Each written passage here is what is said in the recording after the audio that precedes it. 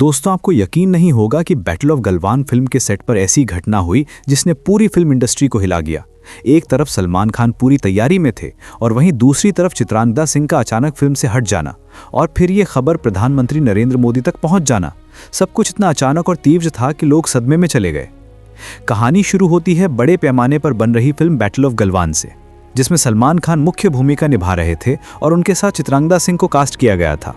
Industry में जबरदस्त चर्चा थी, प्रशंसकों की उम्मीदें बढ़ चुकी थीं और माना जा रहा था कि यह फिल्म बॉक्स ऑफिस पर तूफान ला देगी। लेकिन एक बैठक ने सारी दिशा ही बदल दी। चित्रांगदा सिंह ने बिना किसी चेतावनी के घोषणा कर दी कि वे यह प्रोजेक्ट नहीं करेंगे।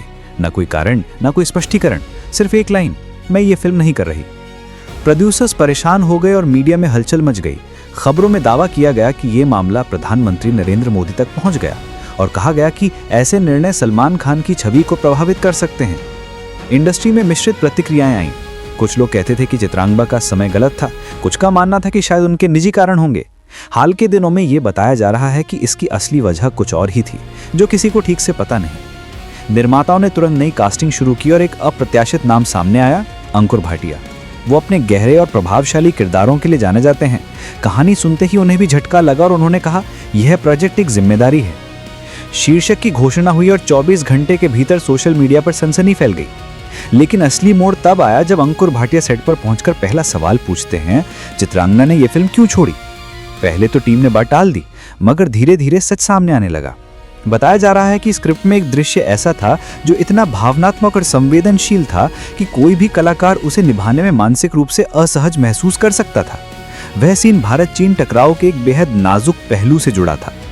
कुछ लोगों का कहना था कि चित्रांगदा को लगा कि उनके किरदार को कमजोर दिखाया जा रहा है, जबकि कुछ का दावा था कि सैनिकों की असली डायरी पर आधारित एक हिस्सा पढ़कर वह भावनात्मक रूप से टूट गई थी।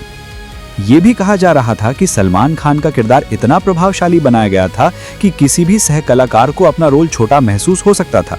अफवाहें और भी बढ़ गई। किसी ने कहा राजनीतिक दबाव था, किसी ने कहा उन्हें एक रहस्यमयी फोन कॉल आया था और कुछ लोग दावा कर रहे थे कि गलवान की रात का वास्तविक वर्णन देखकर उनका मन विचलित हो गया था। अंकुर भाटिया ने यह सब सुनकर सिर्फ इतना कहा, अब समझ आया लोग क्यों डर रहे थे। यह सामान्य बॉलीवुड फिल्म नहीं बल्कि सच के बहुत करीब है। शीर्षक सामने आते ही प्रशंसकों की प्रतिक्रिया सिर्फ एक थी, यह बहुत बड़ा है। दोस्तों, अगर आपको लगता है कि बैटल ऑफ गलवान की कहानी यहीं खत्म होती है तो आप गलत हैं। इस प्रोजेक्ट की बजट डिटेल्स, शूटिंग लोकेशन, सैनिकों की डायरी के वास्तविक हिस्से और सलमान खान की तैयारी से जुड़ी कई धमाकेदार अपडेट्स मेरे पास हैं। अगर आप चाहते हैं कि मैं अगला हिस्सा लाऊं तो कमेंट करें, गलवान पार्ट 2 चाहिए।